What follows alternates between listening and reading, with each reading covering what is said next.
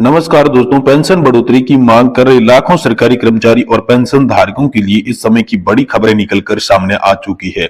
जी हां दोस्तों, आज की इस वीडियो के अंदर हम बात करेंगे ईपीएस 95 पेंशन धारकों का चल रहा है क्रमिक अनशन से आप सभी के लिए बहुत ही महत्वपूर्ण और इंपोर्टेंट खबर सामने आई, जिसके बारे में बात करेंगे। वही दोस्तों, कर्मचारियों को रिटायरमेंट के दिन ही होगा सभी लाभों का भुगतान, ग्रेजुएटी पीएफ पेंशन का मिलेगा लाभ, इसके लिए निर्देश हो चुके हैं जारी। तो आखिर कौन कौन से निर्देश इसके लिए जारी हुए हैं, इसकी भी बात आज की इस वीडियो के अंदर करेंगे।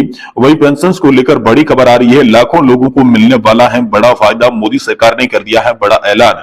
इसके भी बारे में दोस्तों आज की इस वीडियो के अंदर बात की जाएगी।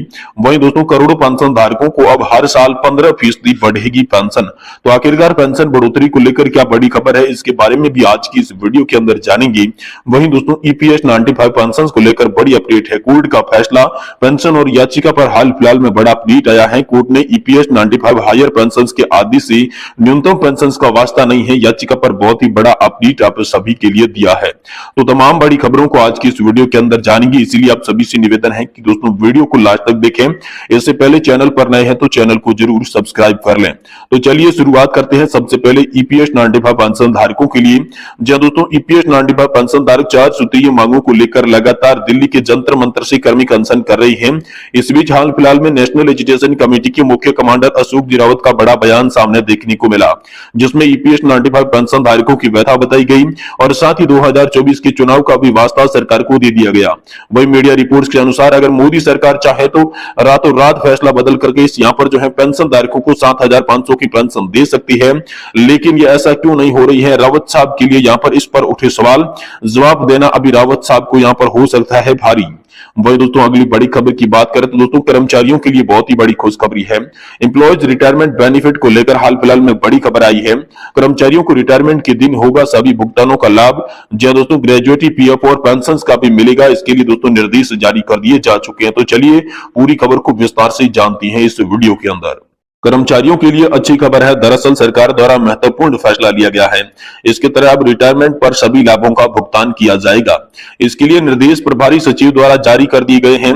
प्रभारी सचिव द्वारा पत्र में लिखकर सभी क्षेत्रीय शिक्षा संयुक्त निदेशक और जिला शिक्षक अधिकारियों को निर्देश दे दिए जा चुके हैं। प्रदेश के स्कूली शिक्षा और साक्षर विभाग के रिटायर्ड होने वाले कर्मचारियों को अब तत्काल रूप से उनके सारे लाभों का भुगतान किया जाएगा। उन्हें रिटायरमेंट के दिन से ही रिटायरमेंट लाभ से संबंधित सभी लाभों का भुगतान किया जाएगा, जिसे निर्देश प्रभारी सचिव उमा शंकर तिवारी द्वारा क्षेत्रीय शिक्षा संयुक्त निदेशक को यहाँ पर जो है आदेश जारी कर दिए जा चुके हैं।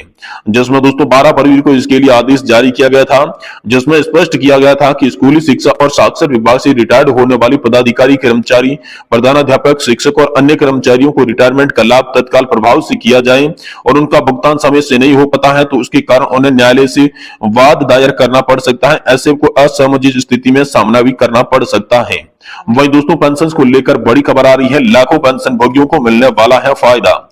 जी हां दोस्तों, अगर आप भी पेंशन का फायदा लेते हैं तो आज हम आपको एक ऐसी जरूरी खबर बताने जा रही हैं, जिस रिपोर्ट के मुताबिक सरकार पेंशन की राशि के बढ़ाने के बारे में सोच रही है, जिससे दोस्तों लाखों लोगों को फायदा मिलने वाला है। जी दोस्तों, पेंशन बढ़ाने को लेकर लंबे समय से मांग चली आ रही है। अगर आप भी पेंशन का फायदा लेते हैं तो बहुत ही महत्वपूर्ण खबर है। दोस्तों मीडिया रिपोर्ट्स के मुताबिक सरकार की तरफ से पेंशन की राशि बढ़ाने की बात कर दी चली जा रही है। फिलहाल इसके बीच न्यूनतम पेंशन की राशि बढ़ाने के लिए पेंशन भोगियों ने हड़ताल करने का भी फैसला कर लिया है। दोस्तों आपको बता दें कि कर्मचारी भविष्य निधि संगठन की पेंशन योजना ईपीएस 95 पेंशन के दायरे में आने वाले पेंशन भोगियों की न्यूनतम पेंशन 7,500 रुपए मासिक किए जाने समेत अन्य मांगों को लेकर पेंशन भोगी यहाँ पर राजधानी दिल्ली के अंदर भूख हड़ताल पर बैठ रहे हैं। कर्मचारी पेंशन योजना के तहत फिलहाल पेंशन भोगियों को न्यूनतम 1,000 रुपए की मासिक पेंशन निर्धारित की गई थी। यह सितंबर 2014 में लागू की गई थी। वही दोस्तों ईपीएस 95 राष्ट्रीय संघर्ष समिति यानी कि एनएससी ने बुधवार को बयान में कहा कि हम अपनी मांगों को समर्थन में यहाँ पर जो है 20 जुलाई को जंतर मंतर पर यहाँ पर जो भूख हड़ताल कर रही थी। बयान के अनुसार ईपीएस 95 राष्ट्रीय संघर्ष समिति औद्योगिक, सार्वजनिक, सहकारी, निजी क्षेत्र के सेवानिवृत्त कर्मचारियों का प्रतिनिधित्व करती है, जिन्होंने ईपीएस 95 पेंशन भोगी के रूप में जाना जाता है।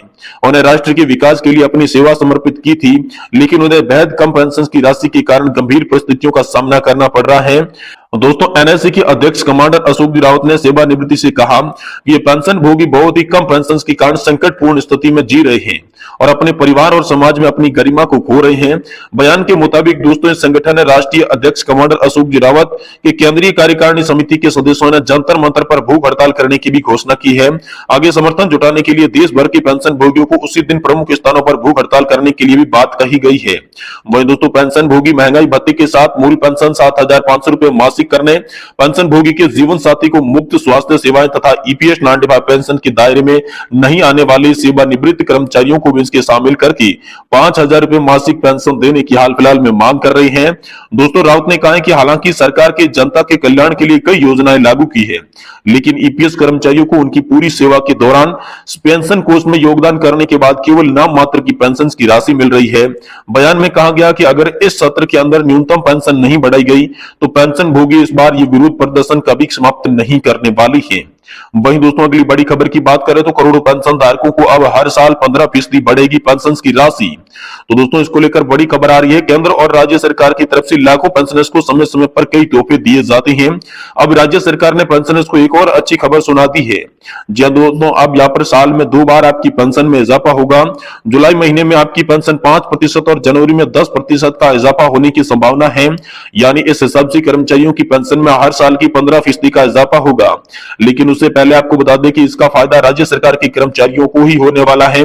यह अपडेट आप सभी के लिए हाल फिलहाल में निकलकर सामने आ चुका है। वही दोस्तों ईपीएस 95 पेंशन को लेकर बड़ी खबर है। कोर्ट पेंशन और साथ ही याचिका पर बड़ा अपडेट आप सभी के लिए सामने निकलकर आ चुका है। जी हां दोस्तों, ईपीएस 95 हायर पेंशन और न्यूनतम पेंशन में आपस में संबंध नहीं है। सर्वोच्च न्यायालय के 4 नवंबर 2022 को पारित आदेश का न्यूनतम पेंशन से कोई भी लेना देना नहीं है। दिल्ली के रहने वाले पेंशनर अनिल कुमार ने यहाँ पर सोशल मीडिया पर स्पष्ट करते हुए लिखा कि न्यूनतम पेंशन बढ़ोतरी शासन को करना है या फिर नहीं, यह तो शासन की मंशा पर निर्भर करता है। यद्यपि शासन चाहे तो इस मामले पर निर्णय लिया जा सकता है। कोर्ट ने ईपीएस 95 हायर पेंशन को लेकर आदेश जारी किया था। अतः किसी भी प्रकृति स्थिति में सरकार स्तर पर घोषणा की जा सकती है। उच्चतम न्यायालय के आदेश 4/11/2022 के उच्चतर द्वारा पारित आदेश के अनुसार वेतन पर पेंशन प्रकरण ईपीएफओ के पास है। विशेष 1/9/2014 के पश्चात सेवानिवृत्त हुए पेंशन भोगियों के लिए यह प्रभावशाली बताया जा रहा है। दोस्तों 1/9/2014 से पूर्व सेवानिवृत्त लोगों के मामले का मुकदमा चल रहा है। अब आरसी गुप्ता और अन्य यहाँ पर द्वारा सचिव के लिए नई दिल्ली के खिलाफ दायर अवमानना याचिका को यहाँ पर 20 फरवरी को यहाँ पर जो है सूचीबद्ध किया गया है। दोस्तों इधर सोनाटा स्वरूप ने ईपीएस 95 पेंशनर्स ग्रुप पर एक पुराना पोस्ट शेयर किया। इसमें ईपीएफओ के ग्वालियर के नियुक्ता जिला सहकारी बैंक मर्यादित बुरियाना के महाप्रबंधक अवधूत गुर्जर ने मौखिक जवाब देते हुए 1/9/2014 से पूर्व राष्ट्रीय रिटायर्ड लोगों के लिए हायर पेंशन का आदेश नहीं है अथवा उनके लिए कुछ भी नहीं है। साथ ही जो आवेदन भरवाए गए थे वो भी वापस लौटाएंगे और कहा कि ऑनलाइन भी उन लोगों ने भरे हैं, कुछ भर सकते हैं, कुछ भर रहे हैं, परेशान न हो क्योंकि उनके लिए हायर पेंशन की गुंजाइश और उम्मीदें नहीं है, वे तो व्यर्थ में ही परेशान हो रहे हैं। ऐसा दोस्तों हाल फिलहाल में आप सभी के लिए बड़ा बयान देखने को मिला है। यानी कि दोस्तों इन्होंने कहा है कि हायर पेंशन और जो न्यूनतम पेंशन है उसका मुद्दा अलग है। हायर पेंशन का मुद्दा जो है यहाँ पर कोर्ट के पास है, कोर्ट के फैसले के अनुसार है, लेकिन न्यूनतम पेंशन अगर सरकार चाहे तो रातों रात भी बढ़ा सकती है। इसको लेकर हाल फिलहाल में आप सभी के लिए बड़ी खबर आई। वहीं दोस्तों कई मीडिया रिपोर्ट्स के आधार पर यह देखने को मिला है कि अगर प्रधानमंत्री नरेंद्र मोदी जी चाहते हैं तो पेंशन रातों रात बढ़ा सकते हैं, क्योंकि कमांडर अशोक जी रावत कई बार कहते आए हैं कि हमारा विश्वास है प्रधानमंत्री नरेंद्र मोदी पर, वो भी पेंशन बढ़ाना चाहते हैं, लेकिन सिस्टम के कारण पेंशन नहीं बढ़ रही है। तो अगर प्रधानमंत्री नरेंद्र मोदी तीनों मंत्रियों को अपने पास बुलाकर यह आदेश पारित कर दें कि ईपीएस 95 पेंशन धारकों की पेंशन 7,500 रुपए की जाए तो रातों रात इस फैसले को लागू होने से कोई नहीं रोक सकता। ये तमाम बड़े मीडिया चैनल्स के माध्यम से आप सभी के लिए दिखाया जा रहा है। दोस्तों आने वाले समय में देखते हैं पेंशन और पेंशन से जुड़ी क्या बड़ी खबर होगी। हम आपको इसी चैनल के माध्यम